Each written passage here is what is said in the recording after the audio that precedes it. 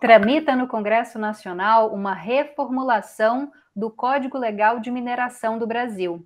A proposta prevê que garimpeiros sejam transformados em microempreendedores individuais. E também prevê a dispensa de licença ambiental para a realização de pesquisa mineral quando esta for feita com uso de tecnologia que não provoque impactos ambientais significativos. Outra mudança que está prevista é a autorização para donos de direitos minerários obter certificados de recursos e reservas junto a órgãos responsáveis, para que assim possam buscar financiamentos ou até mesmo para negociar essas explorações em bolsa de valores e assim ampliar a captação de recursos. E o novo Código da Mineração é o tema do debate do Conexões dessa terça-feira, dia 28 de dezembro de 2021, apresentado por mim, Camila Maia. Só para vocês me conhecerem um pouquinho, quem está nos ouvindo pela Rádio Universitária, para quem está assistindo pela TV UFG ou pelas redes sociais, mas é cego ou tem baixa visão, vou fazer uma rápida autodescrição. Eu sou uma mulher branca, tenho cabelos escuros e longos, que estão soltos. Estou vestindo uma blusa de cor preta. Estou aqui sentada no escritório na minha casa e atrás de mim há uma estante com alguns livros. O Conexões ainda está em distanciamento social, né? Nós não voltamos para o estúdio da TV UFG ainda, e por isso eu e os meus entrevistados estamos cada um na sua casa ou no seu local de trabalho, enfim, estamos distantes. E por isso você nos vê em diferentes quadradinhos na tela. Infelizmente, hoje a gente não conta com intérprete para Libras, porque os nossos auxiliares, né, que são estudantes e bolsistas, estão em período de férias, mas logo a gente retorna com mais essa possibilidade de acessibilidade no programa. Bom, para falar sobre o assunto, que é o novo Código de Mineração, eu conto com 2 entrevistados que eu vou apresentar agora para vocês. O Paulo de Marco Júnior, professor do programa de pós-graduação em Ecologia e Evolução da UFG. Muito obrigada pela sua presença, professor Paulo. É sempre muito bom poder contar com o senhor, né? Nossa fonte desde 2011. Eu fico muito feliz de estar aqui. Para quem está nos vendo e ouvindo, eu sou um homem moreno claro, eu estou usando óculos, meus cabelos estão ligeiramente desgrenhados para desespero da minha esposa, eu uso uma camisa azul um pouco mais escura, e meu lado direito tem uma orquídea que tem flores meio claras, meio verde, que sempre me lembram a beleza da floresta amazônica. Está aqui para a gente se lembrar disso. E para conversar com a gente também, nós contamos com a Sara Villén Pérez, que é professora da Universidade de Alcalá, na Espanha. Espero ter falado tudo certo, Sara, tanto o seu sobrenome quanto o nome da universidade. Muito prazer em recebê-la, obrigada por falar com a gente aí da Espanha. Espero que você goste dessa experiência de participar aqui na TV UFG.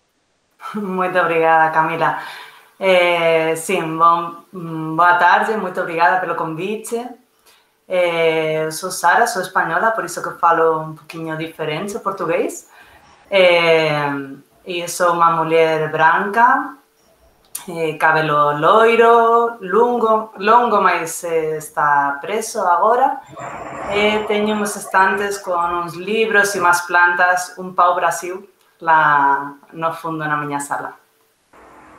Bom, e antes de passar a palavra para os nossos entrevistados, eu só vou relembrar com você como assistir a TV UFG e o Conexões.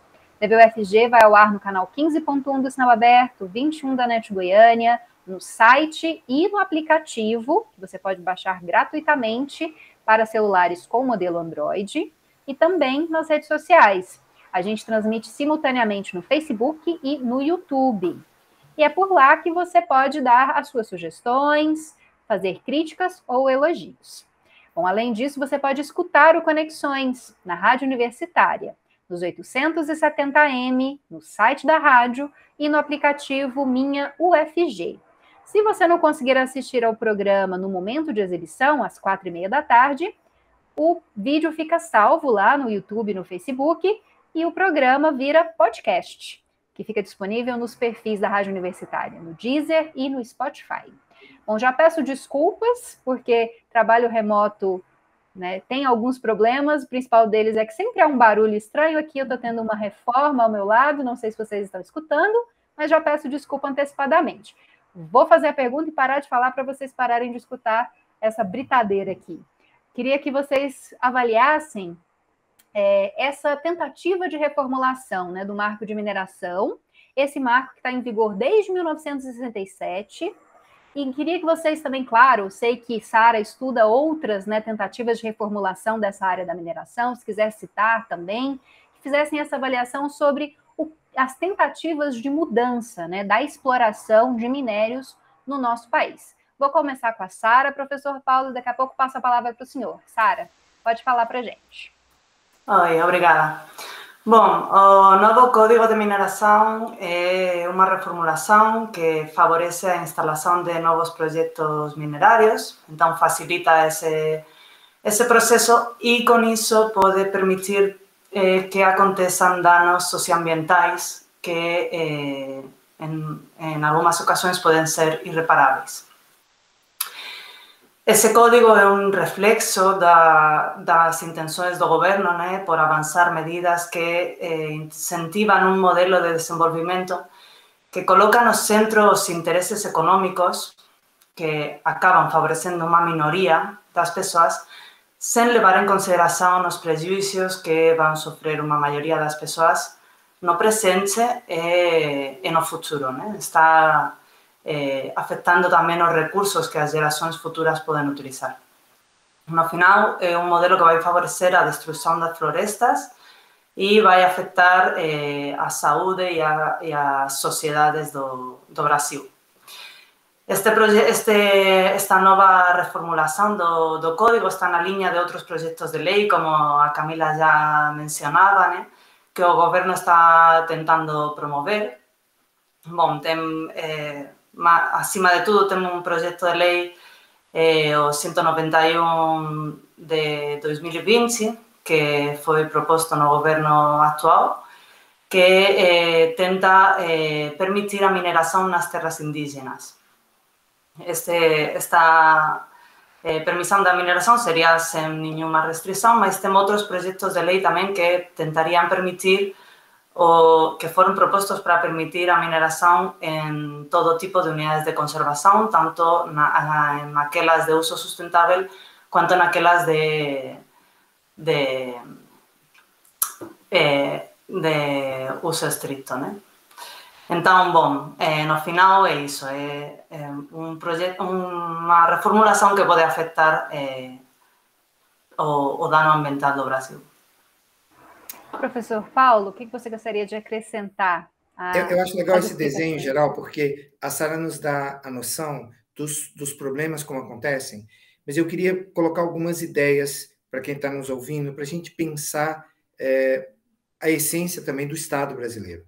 Porque o que é um código, né? E o que isso representa? O código, ele faz parte de uma ideia geral que é um marco regulatório, que é um conjunto de leis, um conjunto de normas que buscam regular determinado sistema.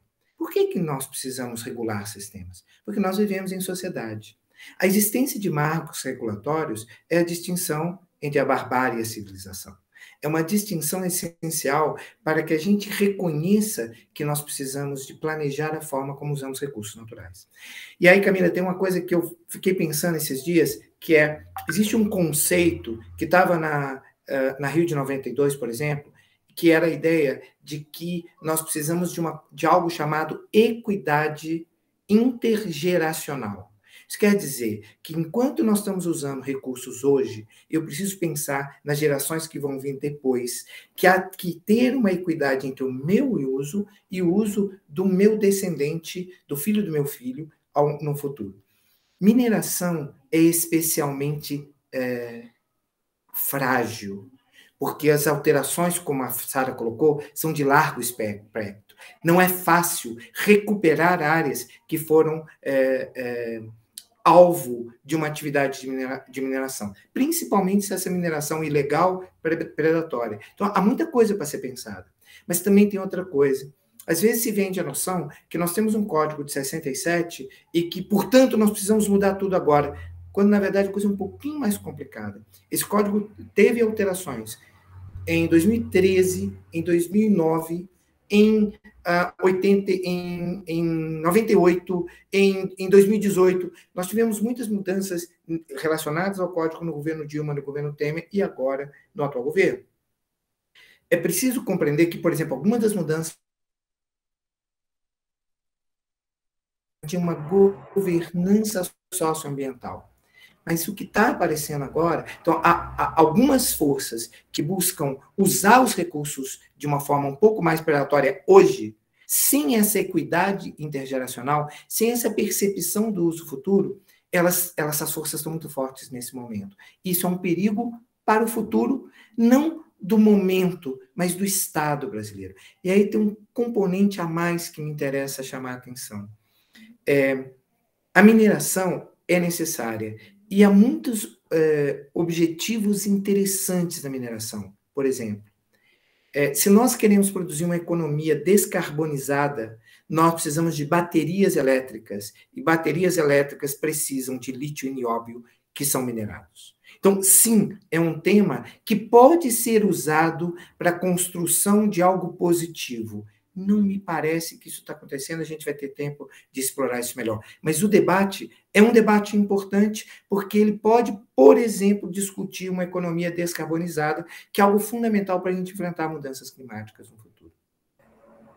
Bom, Sara, como você já tinha falado de possíveis danos, né, ambientais, caso esse novo código passe, né, seja aprovado, gostaria de tratar com você e com o professor Paulo depois duas questões.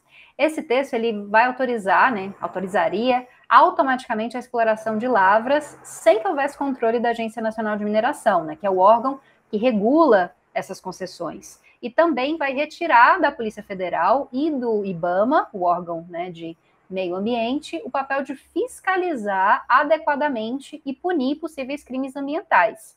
E uma outra coisa muito estranha que essa proposta prevê é que haja uma fiscalização remota, sem a obrigação de uma vistoria no local, né, para checar se há ou não há crimes ambientais.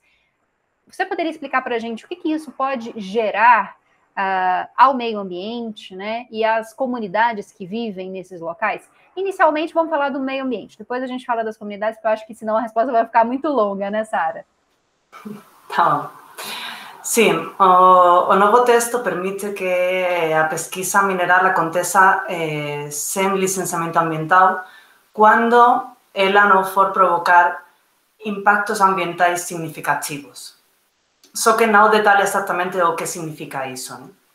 Porque, muitas vezes é assumido que o impacto da mineração é relativamente pequeno, local, porque as áreas de operação da mineração são relativamente pequenas.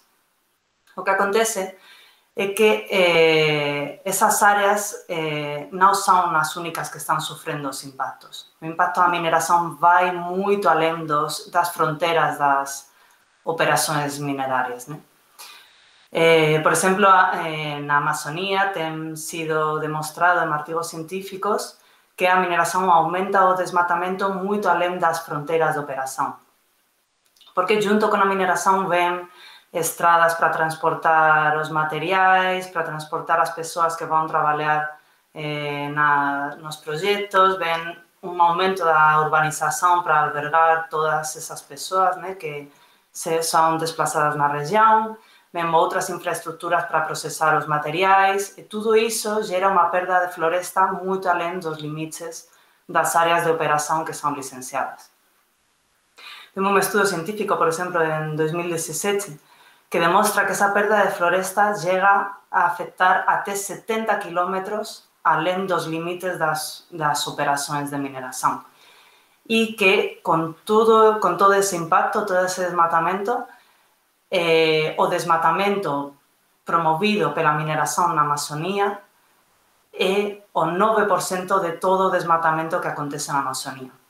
Então, sim, o impacto da mineração é importante em termos ambientais e tem que ser levado em conta, né? Não pode ser só levado em conta o lugar, o local onde vai ser desenvolvido esse projeto. Temos outros impactos, por exemplo, também como a poluição ambiental, o uso de mercúrio, por exemplo, na extração do ouro, que polui todos os rios, afeta as comunidades indígenas, toda a fauna e flora dos rios e das florestas. Bom, todos esses impactos têm que ser levados em conta. Professor Paulo, vou passar o mesmo questionamento para você, mas vou fazer um avanço nesse questionamento, já que o senhor acompanha o noticiário aqui do Brasil, tenho certeza que viu notícias recentes, né? Não sei se Sara viu, então preferi não fazer esses comentários com ela. Professor, parece que, pelo menos para quem acompanha essas notícias, que esse código viria para coroar uma prática que já vem acontecendo, né? O desmantelamento dessa fiscalização ambiental pelos órgãos, né, regulatórios. A gente viu recentemente aquele avanço das balsas, né, nos rios amazônicos, e não houve uma repressão rápida a essa ação. Parece que existe já uma política mais permissiva em relação a ampliar a mineração legal e também legalizar, né, outros tipos de mineração. Eu vou fazer uma ligação entre esses dois pontos, né? Porque ele começa com essa ideia de que é preciso, é essencial que exista um licenciamento adequado de qualquer atividade que vai causar um impacto no sistema. Mas eu repito, para quem está nos ouvindo, para pensar um pouquinho sobre a noção do que é um Estado como o Estado brasileiro. Nós, vivendo em sociedade, nós temos a condição de destruir as coisas à nossa volta ou preservá-las de forma a maximizar a felicidade conjunta das pessoas. Não é sutil fazer isso, porque é perfeitamente possível que um pequeno grupo possa usar grande quantidade de recursos e estar muito feliz e satisfeito com os recursos e grande parte da população não. O Estado cria licenciamento, marco regulatório, para evitar que essas coisas aconteçam. Mas eu quero chamar a atenção que na Constituição brasileira, ou na construção do Brasil, isso é uma política de Estado, e não uma decisão de governo. Sendo uma política de Estado, órgãos de Estado, como a Polícia Federal, como o IBAMA, eles têm uma política e uma normativa para executar, e eles, por exemplo, fazem o licenciamento de forma adequada, eles fazem uma análise dos crimes ambientais, eles monitoram para evitar que essas coisas aconteçam. O desmantelamento desses órgãos, a redução dos recursos ao IBAMA, a redução do número de fiscais, torna nossa capacidade de executar uma política de Estado que é de bem para toda a sociedade profundamente reduzida. E isso favoreceu, nos últimos 2 anos, a liberação de atividades ilegais, atividades que são crimes ambientais. O exemplo das balsas é um, mas há dezenas de exemplos. Há exemplos de invasão em áreas de quilombola para mineração, no Piauí. Existem exemplos na Amazônia. O que eu quero, mais do que colocar os exemplos, é que a gente pense esse todo da situação. E aí tem componentes que são repetidos e que eu acho que é importante a gente entender. Lá na Espanha, se eu for pegar um lago, eu vou chegar e vou encontrar 4, 5, 6, 10 espécies de libélula. A Espanha inteira deve ter 200 espécies de libélula. Eu vou num lago na Amazônia, eu vou encontrar 30, 40 espécies de libélula, e eu tenho 900 e tantas espécies de libélula no Brasil. Estudar e fazer um licenciamento demora. E muito da fala desse processo de desmantelamento diz: nós precisamos que o licenciamento seja rápido. Eu acho que o ouvinte precisa ouvir isso dizendo: nós precisamos que seja aprovado a qualquer custo. E não é assim. Para que nós sejamos capazes de avaliar e garantir essa equidade intergeracional, eu preciso observar, eu preciso coletar dados, eu preciso tomar decisões baseadas nas evidências que existem. E não é tão fácil nisso, principalmente em sistemas amazônicos, onde o nosso conhecimento da biodiversidade é pequeno. Então, para que eu possa avaliar os impactos, não dá para fazer isso na imagem de satélite. Não é possível fazer isso de forma remota. A diversidade e a beleza da diversidade de sistemas naturais brasileiros torna ele também um grande desafio, porque precisa gastar mais tempo para executar os estudos. o que nós percebemos é essa questão de ser usado o tempo e a necessidade de fazer rápido como algo que está sendo apresentado para a sociedade como a causa do atraso e dos problemas de progresso. E não há uma relação. Acho que a gente pode explorar isso um pouco mais, mas no ponto central da nossa discussão está a noção de que a retirada dos poderes e da capacidade de executar uma política de Estado em órgãos como o IBAMA e a Polícia Federal na Amazônia e em outros locais, ela tem uma ligação direta com o aumento das taxas de desmatamento e com uma série de problemas que vão acontecer. A Sara chamou a atenção da questão da mineração de ouro com mercúrio. O grande problema de várias dessas atividades é que elas são ilegais, elas não estão sendo capturadas. Então, elas não estão nessas listas ou nas análises que os deputados estão vendo ou que estão avaliando, porque elas estão escondidas. Então, o trabalho da Polícia Federal nessa região porque ela mostra isso, ela torna evidente isso. Então, esse é um dos pontos centrais para essa discussão do marco. Eu percebo uma coisa que a sociedade precisa entender, é que a capacidade de executar essa política no Brasil é altíssima. Nós temos pessoas extremamente bem preparadas no IBAMA, por exemplo, capazes de executar isso, e estavam fazendo no INPE com as imagens de satélite, na integração dessas informações. Nós precisamos melhorar os sistemas de análise. Agora, dizer assim, o licenciamento é muito lento, nós vamos acabar com o licenciamento. É isso que está acontecendo. Não, o licenciamento é lento porque ele precisa ser cuidadoso e dedicado, porque nós não estamos resolvendo o problema de uma pessoa durante 5 anos. Nós estamos resolvendo o problema de um país durante o próximo futuro de 50 anos. É claro que nós podemos melhorar o licenciamento. É claro que melhores reformas são úteis, mas é preciso que essas melhores reformas, por exemplo, tenham uma participação popular mais alta. E se você olhar os trâmites desses processos, por exemplo, esse código teve 10 ou 15 reuniões, mas nessas reuniões só estava presente o setor minerário. A sociedade não estava presente, os indígenas não estavam presentes, vários dos elementos da sociedade não tinham a sua voz nessa discussão. E isso afeta a capacidade de uma legislação atender o presente e o futuro do Brasil. E essa é uma questão central. Bom, a gente vai para um rápido intervalo, daqui a pouco voltamos para continuar essa discussão. Esse programa especificamente é gravado, mas se você quiser deixar a sua contribuição, sugestão, crítica, elogio, né, tudo que você quiser dizer para a gente, é só colocar lá no chat do Facebook ou no chat do YouTube.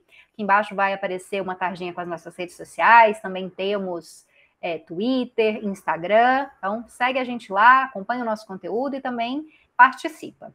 Além disso, dá para você mandar uma mensagem para a gente no WhatsApp, que é o 62991811406.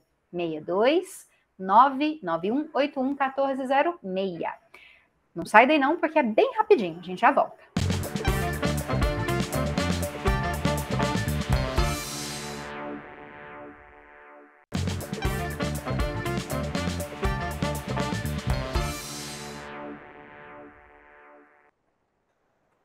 Estamos de volta com Conexões dessa terça-feira, dia 28 de dezembro.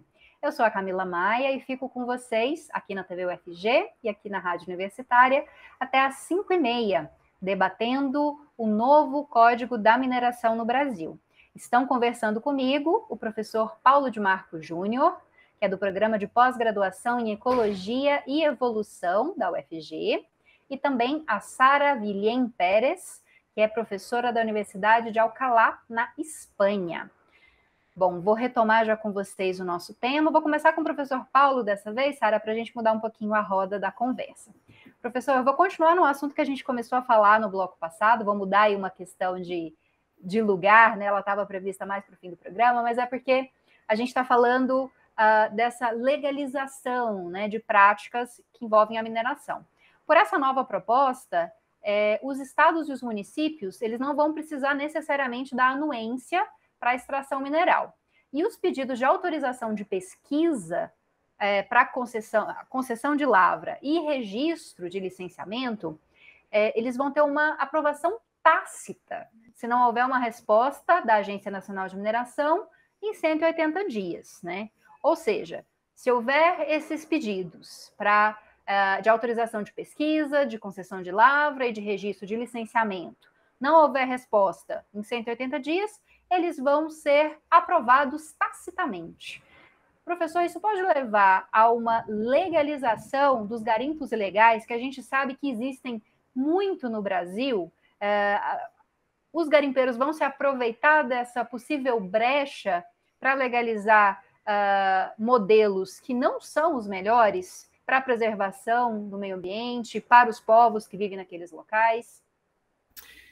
Eu acho que muita da interpretação que os ambientalistas fizeram do código em primeiro momento chamava atenção para isso, que o código parece ser algo que favorece a legalização de atividades ilegais no momento.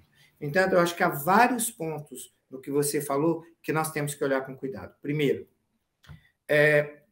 a determinação de que uma área vai ser minerada ser exclusivamente da Agência Nacional de Mineração, ela não faz muito sentido. É preciso que o licenciamento passe pelo Ministério do Meio Ambiente, porque essa é uma coisa que a gente tem que deixar muito claro. A mineração numa área como a Amazônia, você tem um conflito de dois recursos naturais. Você tem um recurso natural mineral que é muito valioso, mas a floresta é valiosa. A floresta é valiosa em si para os povos que vivem dela, mas ela é valiosa para o país inteiro. A floresta amazônica, que nós sabemos hoje muito bem, afeta o regime de chuvas no Cerrado. O agronegócio do Cerrado de Goiás depende das chuvas da Amazônia. Então, observa que a decisão ser do município já é estranha ou não reconhece a dinâmica com que os processos ecológicos acontecem. Os processos ecológicos não são definidos completamente no município onde ocorrem, porque o clima interage às diferentes regiões. Os serviços ecossistêmicos, o que nós recebemos de potencial positivo e produtivo do ambiente, interage no sistema. Então, a produção de soja no Cerrado pode estar dependendo da chuva que vai deixar de existir se nós aumentamos o desmatamento na Amazônia. E a Sara já chamou a atenção que 9% do desmatamento atual, com o marco regulatório atual, foi atribuído à mineração. Com a mudança desse marco, a expectativa é um aumento dessa taxa de desmatamento, com consequências gravíssimas para o Estado e para o Brasil todo, não apenas para o município que foi afetado. Então, essa é uma visão que é estranho que, nesse momento da história da humanidade, com tudo que nós aprendemos, nós ainda parecemos esquecer como que os sistemas estão conectados. Mas é um segundo ponto que me chamou muita atenção. Você sabe, Camila, e aí para todo mundo que está assistindo, um cientista é um animal estranho. Ele é muito útil pelas respostas que ele gera, mas ele é mais útil pelas perguntas que ele faz. E eu fiquei pensando quais as perguntas interessantes. E uma pergunta que me parecia muito importante sobre a mineração é: a mineração gera melhoria das desigualdades sociais? Será que ela está relacionada? Isso eu fui pesquisar um pouco e fui ler um conjunto de artigos sobre isso. Nós temos um índice Gini que mede as desigualdades sociais. Por que isso está muito ligado aos municípios? Esses índices afetam como os municípios são interpretados e também como eles podem receber recursos do governo. Todo o processo dessa legislação está ligado a uma compensação ambiental que os municípios recebem. Então, os municípios têm um grande interesse de aprovar as atividades de mineração porque aumenta a quantidade de recursos que chegam no município, por essa compensação. Até aqui tudo bem. Mas tem um probleminha. Os estudos que nós temos em 8 ou 9 municípios do Pará que tem mais mineração, os índices de desigualdades sociais não melhoraram de 2000 a 2010, nem em Minas Gerais. Ao contrário. Na prática, eles se mantêm estáveis. Então, existe uma grande quantidade de recursos que pode ter chegado nos municípios, mas eles não estão sendo convertidos em redução das grandes e enormes desigualdades sociais que a gente tem no Brasil. Eu acho legal que o debate ocorra, mas nós precisamos de entender para que a gente quer que esse recurso que está sendo produzido com a mineração seja usado. ele vai ser usado para aumentar o enriquecimento de um grupo pequeno de pessoas, ou ele vai nos ajudar a melhorar esse grande problema das desigualdades sociais. Então, a dinâmica disso ser decidido pelo município não é uma vantajosa para o Estado brasileiro, por quê? Em primeiro lugar, os municípios não têm os critérios e, às vezes, a estrutura técnica para avaliar os impactos sobre a biodiversidade e o meio ambiente. O governo federal no IBAMA e CBIM tem essa estrutura, e essa estrutura já existe. Então, o interesse aqui é colocar quem quer o dinheiro diretamente com o poder de decidir isso, e as decisões vão ser afetadas por uma resposta de uso imediato do recurso, e não sobre pensar o sistema a longo prazo. Esse pensar a longo prazo é mais viável de ser discutido nas agências, mesmo a agência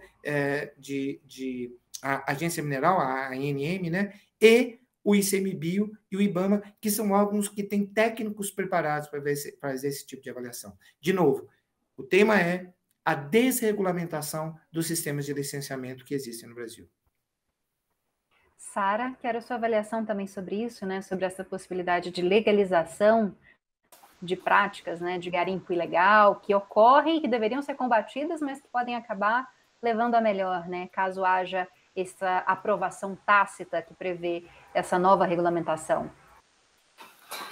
Sim, em relação, bom, para acrescentar o que o Paulo já falou, né?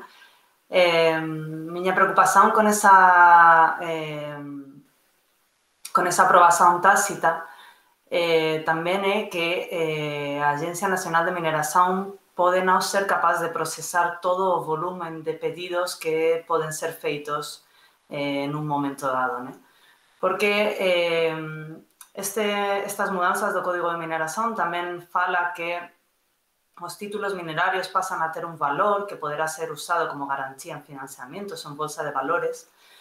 Isso significa que talvez vamos ver uma avalancha, uma grande quantidade de solicitações, né, de requerimentos minerários, e eu tenho a dúvida de que a Agência Nacional de Mineração, que já é precarizada, seja capaz de processar todos esses pedidos. Por exemplo, em relação a outras mudanças do Código de Mineração que já temos discutido, a gente vê que quando tem projetos de lei que podem ser aprovados para passar a permitir a mineração em lugares onde antes não era permitido, a gente observa uma grande quantidade de pedidos de mineração nesses locais, né? Existe uma espécie de carreira das companhias mineras para se preparar para essa liberação da mineração que é prevista e perseguida pelo atual governo. Por exemplo, no projeto de lei de 2020, que visa permitir a mineração em terras indígenas, são terras onde hoje não é permitida a mineração, e ainda assim a gente vê que tem miles de pedidos de mineração nessas terras. Então, bom, nesse cenário, cabe se perguntar se realmente a Agência Nacional de Mineração, que, como o Paulo diz, não tem essa capacidade técnica, essa preparação, essa experiência para processar esses pedidos, esses licenciamentos, se poderia ser suficiente. E, claro, o código já prevê que, se não for suficiente, o projeto vai ser aprovado de qualquer jeito. Então, é um pouco, bom, uma trampa, eu acho.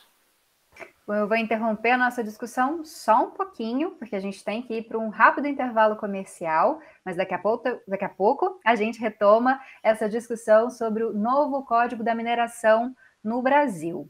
Lembrando que você pode participar sempre do Conexões. É só mandar sua sugestão de pauta, sua pergunta, crítica ou elogio. Você faz isso nos nossos diferentes canais, que são o chat no Facebook e no YouTube, onde ocorre a transmissão do programa ao vivo. Também pelas nossas outras redes sociais, dá para mandar o seu recado, como no Twitter e no Instagram. E, claro, pelo WhatsApp, que é o 62 99181 1406. 62 991811406. Acabei de ver que apareceu aqui na nossa tela. Se quiser tirar uma foto ou anotar, você é sempre o nosso parceiro e está convidado a participar, dos nossos debates e de todos os nossos programas aqui na TV UFG. Então não sai daí porque é bem rapidinho e eu já retomo o nosso debate.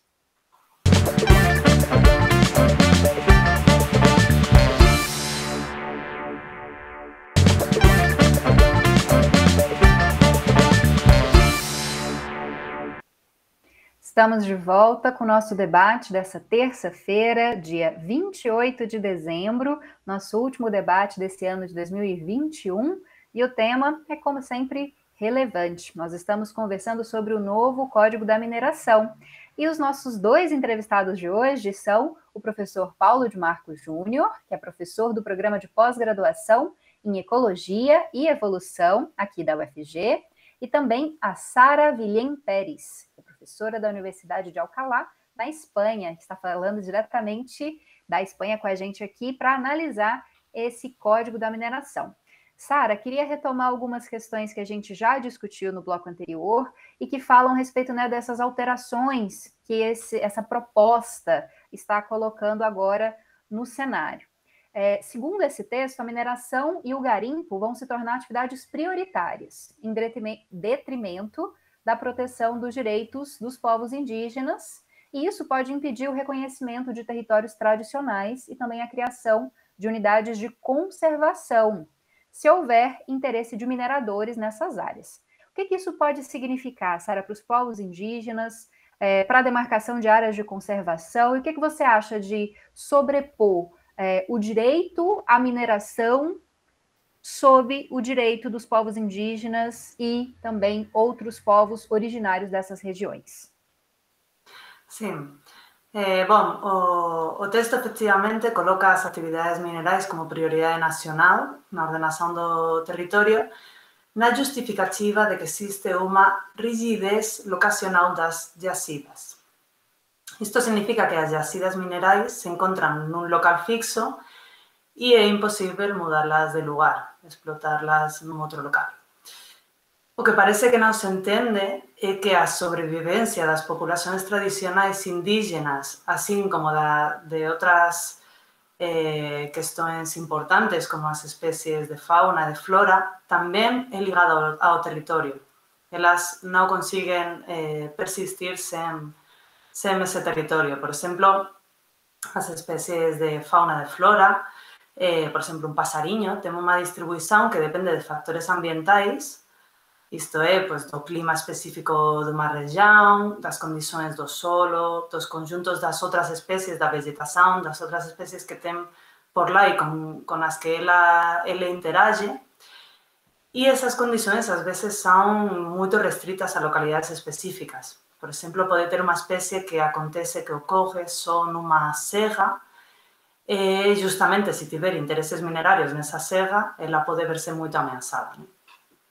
E con as populações indígenas acontece unha coisa parecida, né? Eles son moito ligados ao territorio porque ocupan ese territorio ancestralmente, eles temen esa ligación cultural á sociedade, né? E se eles fosen realocados, súa sobrevivencia pode verse moito ameazada tamén. Por exemplo, na Amazonía ten 6 registros coñecidos de grupos indígenas isolados cuyo territorio non é protegido, nen por terras indígenas, nen por unidades de conservación, e con ese novo código, eses povos estarían en risco de seren contactados si acontecese que as compañías mineradoras axaren que ten intereses minerarios nos territorios que les frecuentan, né? E tamén as aldeias indígenas de povos que já tiveron contacto con nosa sociedade, mas cujos territorios aínda non foron demarcados, tamén corren ese risco de seren realocados, né? E, bom, além de que as consecuencias sociais desa realocación poden ser moito grandes, né? Son indiscutíveis, a proposta dese novo código de mineración nen sequer deixa claro quen iría indemnizar esas populações por esa realocación.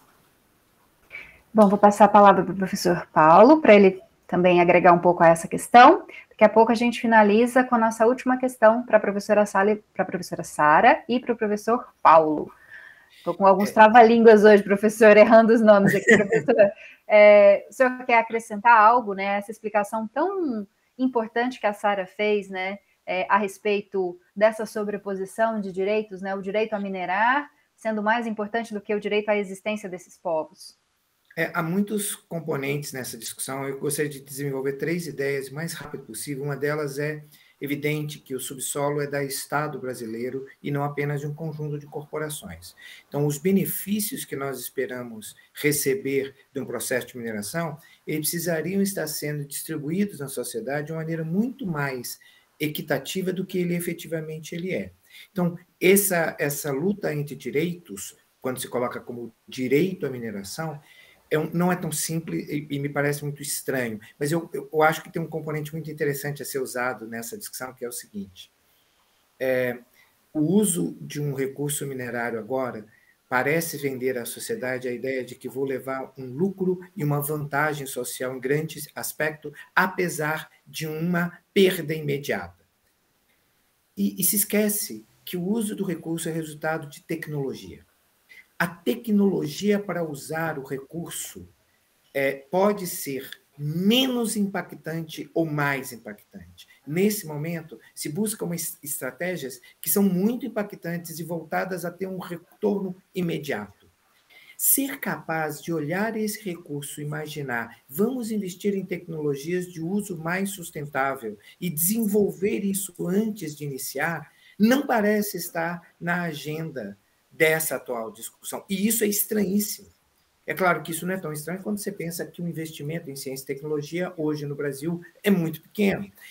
Mas quando ambientalistas dizem nós não podemos usar esse recurso agora, nós não estamos negando à sociedade o acesso a esse recurso.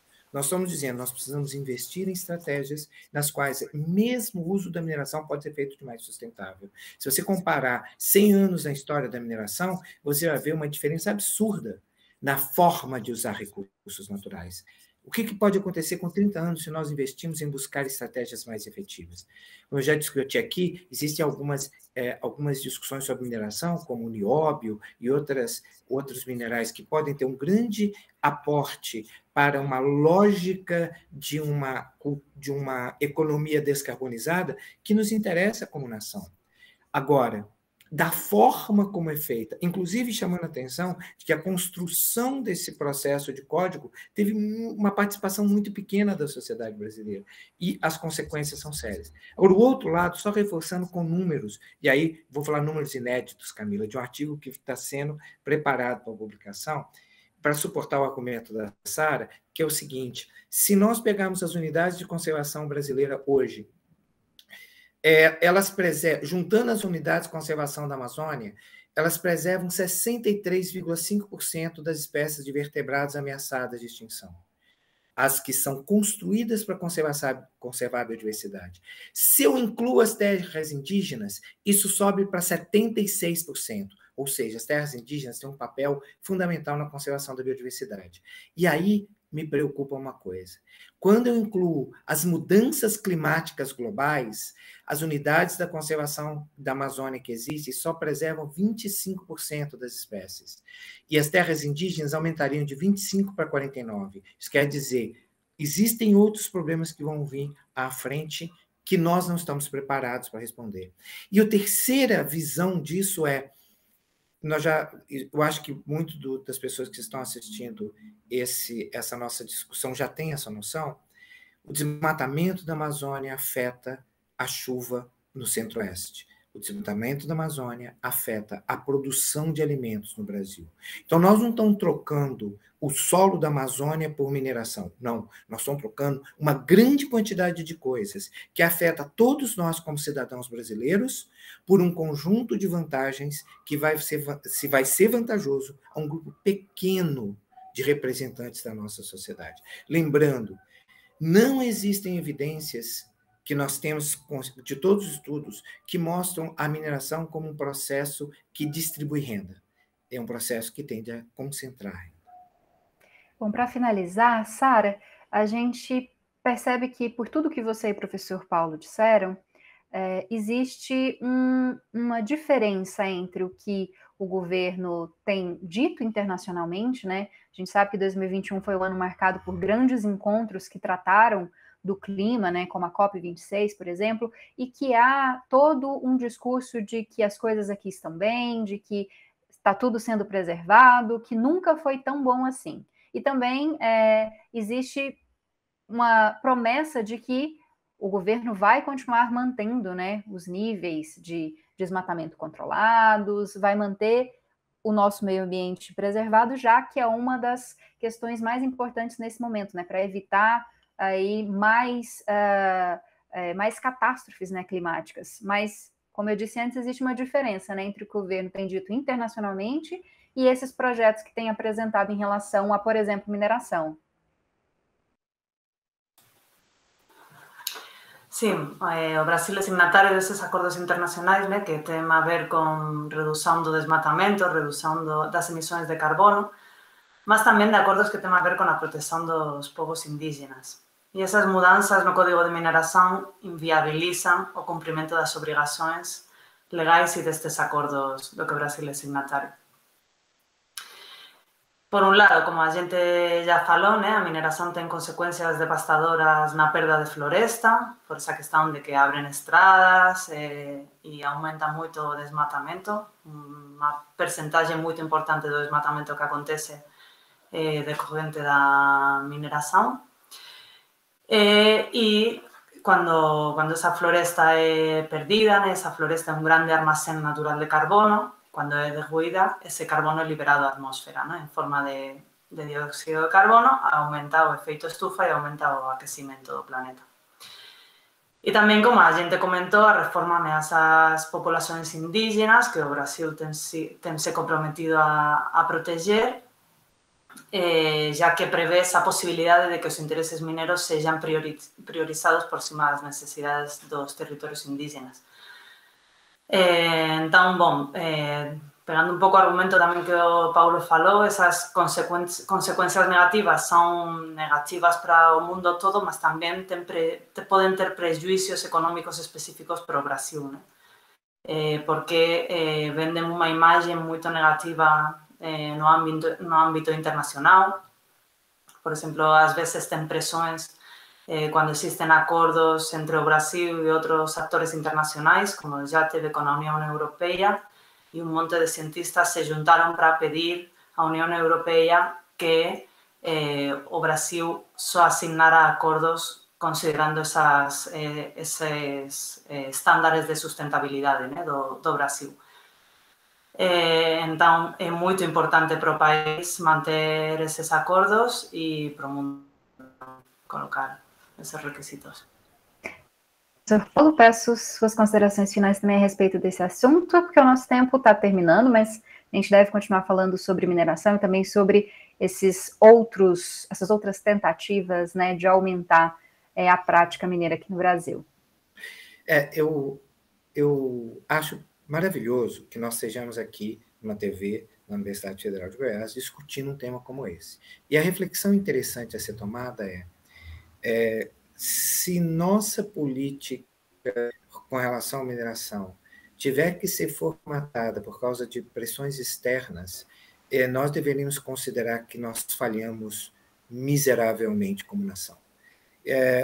Basicamente, isso quer dizer que, quando nós estamos fazendo uma discussão como essa, nós estamos tentando levar uma parcela cada vez maior da população à oportunidade de raciocinar sobre esses temas com profundidade. Se discute muito no Brasil que grande parte das decisões são econômicas, o que as pessoas, os cidadãos brasileiros, vão precisar de começar a entender, e que nesses momentos, nos próximos 20, 30 anos, vai se tornar cada vez mais claro. Já é claro para europeus e americanos, mas vai se tornar cada vez mais claros para as pessoas da América Latina, que economia e meio ambiente não são coisas distintas, que qualquer decisão do meio ambiente afeta a economia e vice-versa, e que as interações entre nosso bem-estar no meio ambiente e nossas oportunidades econômicas não são distintas.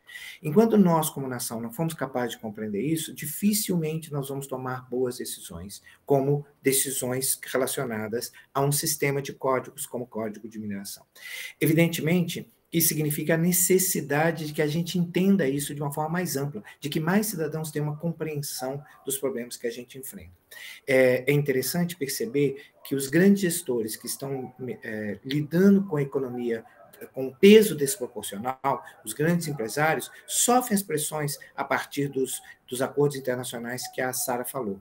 E isso tem um resultado positivo para o nosso Brasil. Excelente. Mas é interessante que os deputados comecem a relacionar os problemas com mais profundidade e não tratar as coisas de forma tão superficial, pensando em vantagens em curto prazo, que essa é a nossa grande discussão no meio ambiente. Se você olhar o meio ambiente e pensar a mineração como vantagem econômica imediata e tomar decisões dessa forma, nós perdemos oportunidades econômicas de grande vantagem no futuro. Para isso, nós precisamos pensar mais, planejar mais, ter mais ciência e mais tecnologia. Tá certo, professor, muito obrigada pela sua presença. Quem está em casa não sabe, mas esse programa foi cheio de contratempos tecnológicos. Eu agradeço muito que o senhor tenha conseguido participar com a gente, tenha feito esse esforço para a gente poder fazer esse debate tão relevante para a nossa sociedade. Obrigada também. Obrigado.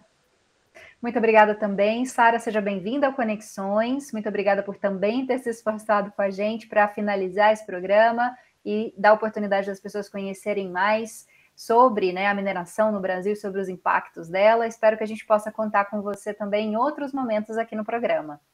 Muito obrigada, um prazer. E eu agradeço a você que está em casa. Peço para ficar com a gente aqui na TV UFG, acompanhando a nossa programação e também para acompanhar o último boletim, né, o último informativo do Conexões de 2021, que vai ser na próxima quinta-feira, 4h30 da tarde. Aí a gente se encontra lá em 2022. Então, até quinta-feira, 4h30. Tchau!